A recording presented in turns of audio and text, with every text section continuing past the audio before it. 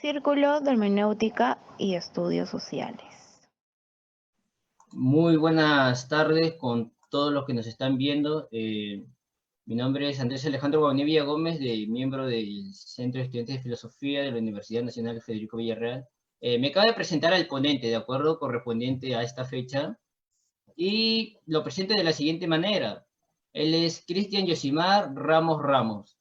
Es un gusto contar con su presencia y con la temática la enseñanza de la filosofía en tiempos de pandemia y la expulsión de lo distinto. En cuanto a su perfil académico, estudió pregrado en Filosofía y Ciencias Sociales en la Universidad Nacional de Educación Enrique Guzmán y Valle y cursó estudios de posgrado en Política Social en la Universidad Nacional Mayor de San Marcos. Además, actualmente estudia maestría en Filosofía en la Universidad Nacional Mayor de San Marcos. También participó en el Congreso Internacional La Poesía Pasional de César Moro, con la ponencia La función del horror como tentación poética, el surrealismo esencial en Cartas de Amor de César Moro, organizada por la Academia Peruana de Lengua. Luego participó en la quinta jornada de estudiantes de filosofía analítica, con la ponencia La búsqueda de una racionalidad científica, a propósito del mito del marco común de Karl Popper, organizada por el Grupo de Estudios Sentido y Referencia de la Universidad Nacional Mayor de San Marcos. Asimismo participó en el Congreso Internacional Centenario de Manuel González Prada, con la ponencia El delirio de un intelectual entre el anarquismo y el socialismo, organizada por la Academia Peruana de la Lengua y la Biblioteca Nacional del Perú. También participó en el 12º Congreso Nacional, en el Congreso Nacional de Filosofía, en el CONAFIL, que tuvo como tema Reflexiones críticas, enseñanza de la filosofía y la crisis de la humanidad, con la ponencia El discurso de la libertad en los manuscritos económicos filosóficos de 1844 de Karl Marx, del conflicto a la lucha por el reconocimiento, organizada por la carrera profesional de Filosofía, Psicología y Ciencias Sociales de la Universidad Nacional Emilio Valdizán de Huánuco. Le doy pase al ponente que tiene como tema filosófico lo siguiente, ¿no? La enseñanza de la filosofía en tiempos de pandemia y la expulsión de lo distinto. Sin más que decir, les presento y tiene parte nuestro ponente cuyo estamos agradecidos con su participación. Sí, Andrés, sí, también saludando, ¿no? El presente evento, sí, también al centro de estudios, ¿no? Sí, al centro de estudiantes de filosofía por la invitación. Mi exposición pues, va a girar en torno a la educación, ¿no? Que es una reflexión que he ido, pues, venido haciendo hace unos meses en este contexto de pandemia, ¿no? La enseñanza de la filosofía en este contexto pandémico, pues, y cómo se ha ido manifestando, ¿no? Y desarrollando, pues, en los docentes, y cómo también una salida, una suerte de solución, pues, ante la enseñanza, ¿no? De la filosofía. Bueno, voy a compartir, pues, un material, ¿sí? Mi Word, para ir, pues, hacer una exposición sobre esto, ¿no? Entonces, el tema que se aborda es, pues, la enseñanza de la filosofía y la expulsión de lo distinto, claro. Entonces, vamos a leer, pues, entonces, lo que se ha ido reflexionando, ¿no? sobre este tema, ¿no? Dice, la filmación de la película Casablanca de Michel Curtis de 1942 es un ejemplo de sistema de producción capitalista en la que los directores, actores y actrices eran asalariados. Es decir, una sociedad disciplinaria y de rendimiento en la que el deseo de las personas se alimenta de lo mismo y caen en la unidimensionalidad de lo cotidiano, en el infierno del igual. En este contexto, la eficiencia en la producción cinematográfica de Hollywood, además del dominio del arte del cine como del talento, hicieron uno de los clásicos del cine. La película Casablanca narra la ocupación alemana en Francia y nos deja un inesperado final. Rick ayuda a escapar a Ilsa y a su esposo, decide dejar a Ilsa el amor de su vida porque Ilsa pertenece a un proyecto superior. Es la inspiración del proyecto de Víctor, vencer a los nazis. Rick se aleja de lo igual, ya que en el fondo desea haber realizado el proyecto de Víctor. Solo podemos salir de la esfera de lo igual en la ficción del cine. ¿Qué papel debería tener la enseñanza en épocas de crisis? A partir de la enseñanza de la filosofía podemos salir de la esfera de lo igual y ayudar a generar pensamiento crítico y creativo. Son preguntas pues que me formulo, ¿no? acerca ya de la educación, ¿no? ¿Sí? En una primera parte, ya dejando la introducción, me planteo lo siguiente, ¿no? Si bien es cierto en el contexto pandémico nos ha llevado a una situación de emergencia educativa en la que hemos migrado a la enseñanza virtual, la educación peruana no ha salido de la esfera de lo igual. En consecuencia, la expulsión de lo distinto se ha mantenido en la escuela como elitización de la educación y como homogenización virtual de la enseñanza y del aprendizaje. La expulsión de lo distinto como elitización de la educación ha producido que la educación virtual solo llegue a un número reducido de estudiantes que gozan de los medios virtuales y económicos necesarios en este contexto.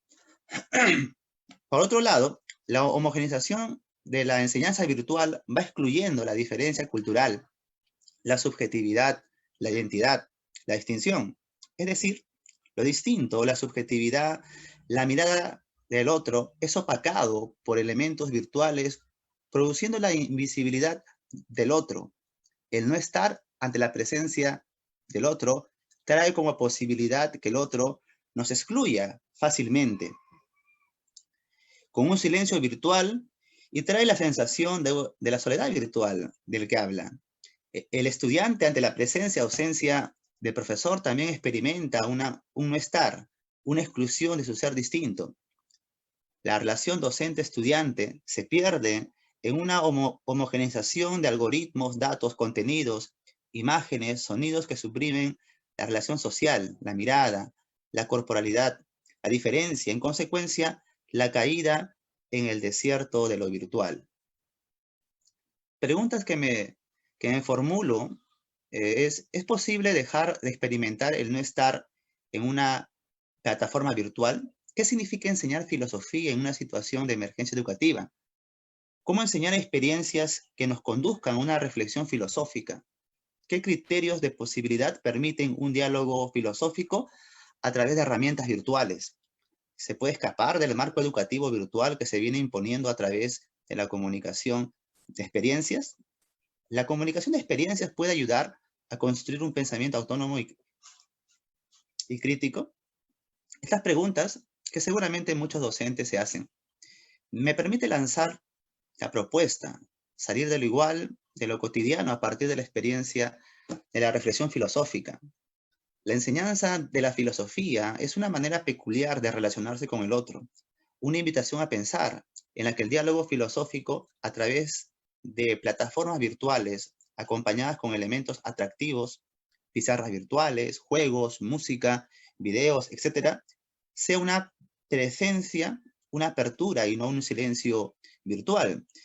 ¿Qué podemos salir de la esfera del igual a pesar de que existen fuerzas que disciplinan y controlan nuestra realidad educativa? En ese sentido, la enseñanza de la filosofía puede convertirse en un comunicar experiencias de aprendizaje para los estudiantes, es decir, un enseñar a aprender, un enseñar a pensar su propio proceso educativo y que en la autonomía o con el apoyo familiar puedan reconocer sus habilidades y aptitudes.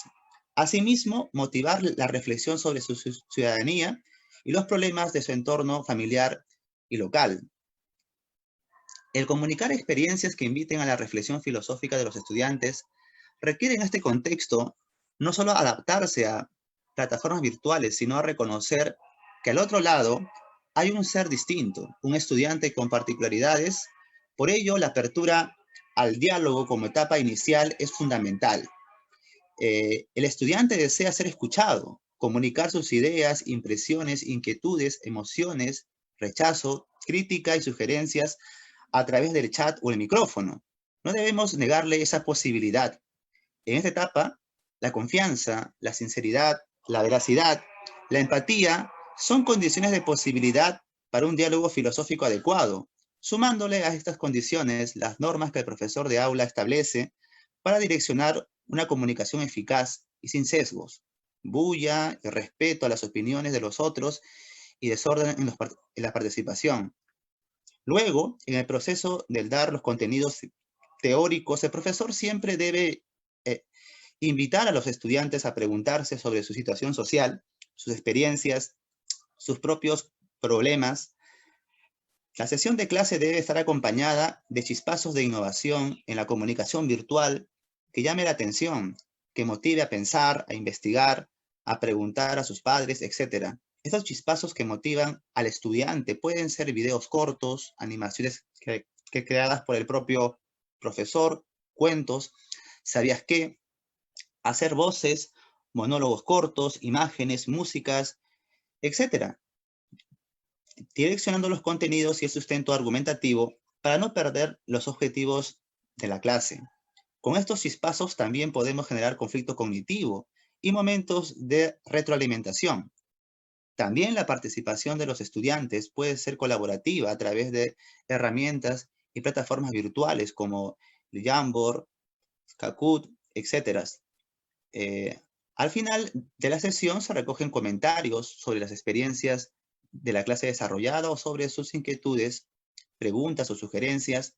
También el docente recomienda libros para reforzar el tema, resuelve las preguntas del boletín y se sugieren las posibles preguntas de examen de admisión. En conclusión, la educación virtual no nos debe llevar a la mecanización de los contenidos filosóficos, tampoco a la pasividad o pensar que la centralidad es el estudiante, cuando la enseñanza de la filosofía es una manera peculiar de relacionarse con el otro, una invitación a pensar, acompañado con elementos atractivos para el estudiante. El comunicar experiencias a través de la filosofía debe hacer que los estudiantes comprendan que la virtualidad también es un relacionarse, un diálogo para comunicar nuestra diferencia cultural, nuestra distinción. El estudiante no debe olvidar que el docente y sus compañeros tienen peculiaridades que deben ser reconocidas y respetadas. La enseñanza de la filosofía en este contexto de crisis es claramente una forma de salir de los márgenes de lo igual. Entonces, cabe decir sobre la esencia de esta actividad docente, como diría Stefan Zweig sobre la filosofía de Nietzsche. Su esencia fue su constante transformación, el contenido de sí mismo, por la pérdida de sí mismo, es decir, un eterno devenir y jamás un ser rígido y en reposo. Muchas gracias, compañeros.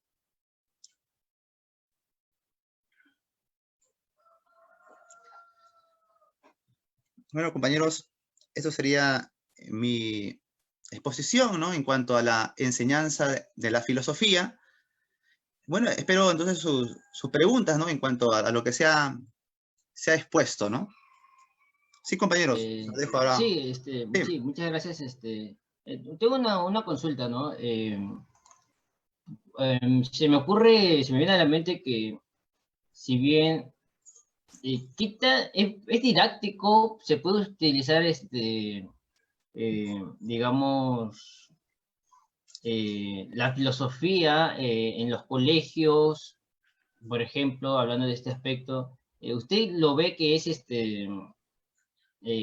conveniente debido a los temas filosóficos que resultan ser en cierta manera caóticos, hasta incluso problemáticos o incluso que pueden llegar a ser hasta a veces poco comprendidos o lo pueden, digamos, llegar a tergiversar los principios que comúnmente, ¿no?, se le enseña a un adolescente, a un joven que recién está cursando el colegio?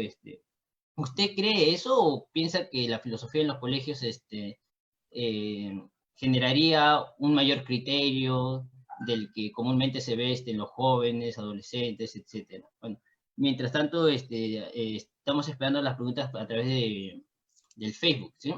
Eso. Claro, sí.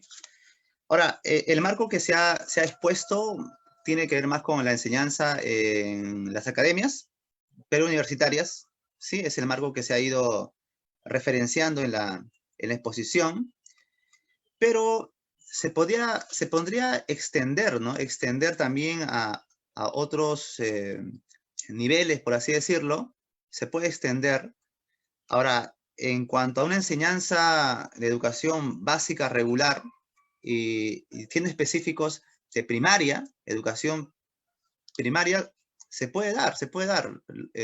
La cuestión es ver el nivel, en este caso, ver qué grado, ver también, pues, qué preguntas se pueden formular.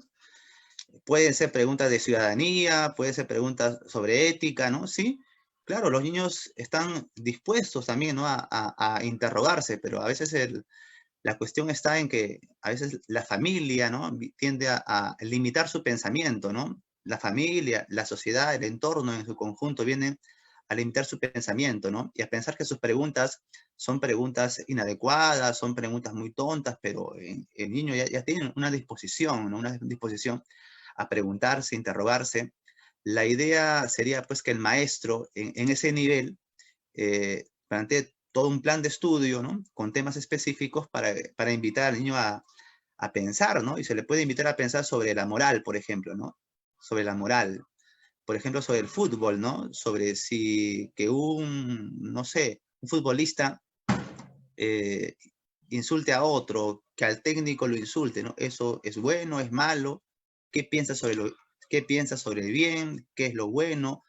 Entonces, sí hay medios, ¿no? Hay medios para que los niños se interroguen, ¿no? Y que busquen distintas respuestas, ¿no? Claro, diferentes respuestas. Ahora, no es que una respuesta esté bien o esté mal, sino que una respuesta es una forma de pensar que responde pues a sus experiencias, a su forma de vida, a su cultura.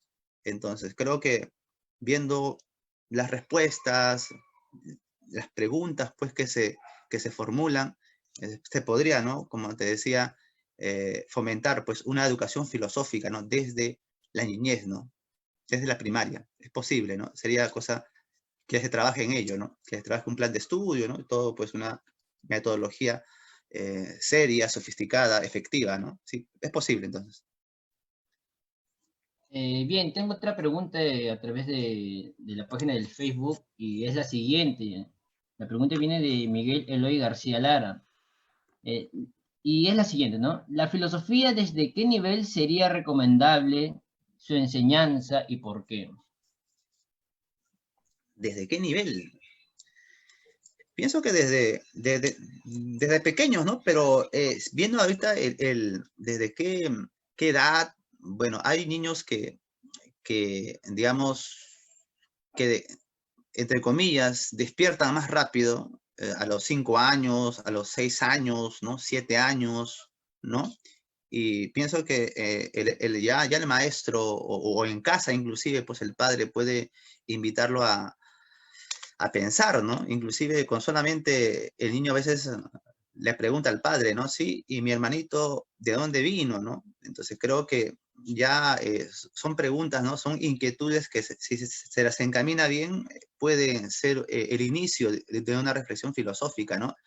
Pero a un nivel mucho más conceptual, digamos, claro que ya es más a los 12 años, 13 años, pero la filosofía como inquietud, como reflexión sobre un tema, creo que de muy pequeños, ¿no? De muy pequeños. También es la idea cómo entendemos a la filosofía, ¿no? Pensamos que hablar de filosofía es un nivel conceptual, ¿no? Muy riguroso, ¿no? Pero eso es filosofía en un sentido académico, riguroso, ¿no? Pero en un sentido espontáneo, con solamente pues pensar pues en los mitos, en el arte rupestre, ya es, ¿no? Un tipo de pensamiento filosófico espontáneo, ¿no? Entonces, igual en el niño, ¿no? En el niño vemos un pensamiento filosófico espontáneo, ¿sí? Aún no sistemático, ¿no? A los 6 años, 7 años, ¿no? ¿Sí? Son preguntas que después de hacerse sofisticadas se van a convertir pues en algo más riguroso, pero es un inicio, ¿no? Es un inicio para, como le decía, la educación filosófica, ¿no? Claro, es un punto de partida, ¿no? Un punto de partida para una reflexión mucho más rigurosa, ¿no? Que, como te decía, en las escuelas puede empezar, ¿no? 6 años, 7 años, podría ser algo interesante, ¿no? Que se dé en las escuelas, claro. Bien, y tengo una última acotación con respecto a la sumilla que estaba leyendo, y dice lo siguiente, ¿no? Que la enseñanza de la filosofía es una manera peculiar de relacionarse con el otro, una invitación a pensar en la que el diálogo filosófico a través de las plataformas virtuales acompañadas con elementos atractivos, pizarras virtuales, juegos. Eso me llama la atención. ¿De qué manera los juegos se relacionarían con este aspecto de la enseñanza filosófica? ¿Cuál sería un ejemplo? Un ejemplo de los juegos. Ya, bueno, esto recién se está promoviendo debido a que, bueno, en un contexto de educación virtual, debido pues a esta emergencia sanitaria, ha hecho pues que muchos docentes migren, ¿no? Migren a ese tipo de educación, y muchos docentes pues han pensado pues que vamos a trasladar, ¿no? Lo que se hace pues en pizarra, lo que se hace en un aula cotidiana, ¿no? A la virtualidad, ¿no? Claro, de ahí pues que muchos proyectan sus pizarras, pues, y que está muy bien, ¿no? Pero también en la virtualidad pues encontramos ciertas herramientas como plataformas que ayudan al estudiante, ¿no? Sí, la idea pues es que el profe, digamos, se motive, que el profesor pues conozca, que aprenda más de esto para que se utilice de forma eficaz en una clase, ¿no? Entonces se puede utilizar, por ejemplo, como herramientas colaborativas, ¿no? Donde el estudiante puede participar, ¿no? A través del Jamboard, puede proyectar pues un tipo de pantalla, ¿no? En la cual el estudiante puede participar, puede pegar sus comentarios, puede usar pues el lapicero virtual y puede, ¿no? Escribir, puede sombrear de repente pues un conjunto, puede de repente poner de repente o marcar, ¿no? Si la clave, la respuesta es A, B o C o D. Entonces en ese sentido, ¿no? Puede participar, ¿no? ¿Sí? Ahora, también a través del Kahoot es otra herramienta virtual en la cual pues ingresa a una plataforma y puede participar, ¿no? Con un juego de ruletas, ¿no?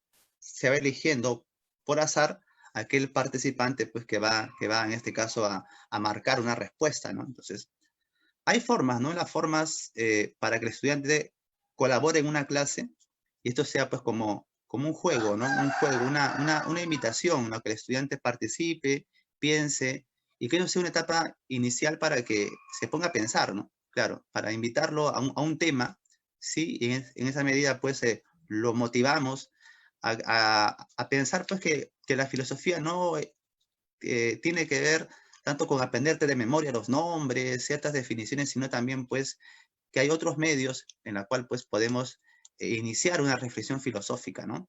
Claro. Muy bien, y termino con esta pregunta, ¿sí? Es de Kevin Claro. Acevedo, también a través de la plataforma virtual del Facebook, menciona lo siguiente: invitarlo a pensar tempranamente no Ya. cae también en la expulsión de lo distinto, es decir, una nueva marginación. Ya. A ver, pero ahora invitarlo a pensar, o sea, creo que siempre un tipo de educación tiene un objetivo, ¿no? Sí, el maestro que ingresa a un aula parte de objetivos, ¿no? Objetivos que desea que en clase se cumplan o que más o menos se realicen en clase. Entonces, pienso que toda enseñanza tiene un marco teórico, ¿no? Un marco teórico de la cual se parte, pero ese marco teórico pienso que no debe ser cerrado, ¿no? En el sentido de dogmático, ¿no? De pensar que el profe tiene la verdad y que él va a dar el conocimiento y que el estudiante debe escuchar, sino que con preguntas invitarlo a que al estudiante plantee su respuesta, ¿no? Plantee su respuesta, ¿sí? Y a través de esas respuestas y a través del conocimiento sumado, ¿no? Con el conocimiento, vaya construyendo sus propias respuestas, sus propias conclusiones, ¿no? Claro, o sea, respuestas que plantea, preguntas que surgen, respuestas que se plantean, surgen otras preguntas, y así pues creo que va no solamente incrementando su conocimiento, sino también va pues planteándose nuevas soluciones innovadoras, ¿sí? Nuevas preguntas que van a pues hacer del estudiante, un estudiante creativo, ¿no? Entonces, es importante que el profesor siempre parta de un marco teórico, ¿no? Pero ese marco teórico no debe ser cerrado, sino debe permitir que el estudiante reflexione, piense, construya sus propias ideas, ¿no? ¿Sí? Y así, pues, logre al final, porque es todo un proceso. Pienso que la educación no es que ya en 2 años vas a lograr, ¿no? Ser un buen estudiante, sino es todo un proceso, ¿no? Que se da continuamente y que el profesor debe ser pues un apoyo en ese proceso, ¿sí? De alguna manera darle insumos, darle herramientas, darle medios al estudiante para que tenga un pensamiento autónomo, como crítico, como creativo, ¿no? Esa sería entonces mi respuesta, ¿no? A la última pregunta. Muy bien, Claro. sí, bien, eso sería todo con respecto a la mesa temática, la enseñanza de la filosofía en tiempos de pandemia y la expulsión de lo distinto, que fue presentada por Cristian Yosimar Ramos Ramos. Eso sería todo con respecto a la ponencia de hoy. Círculo de Hermenéutica y Estudios Sociales.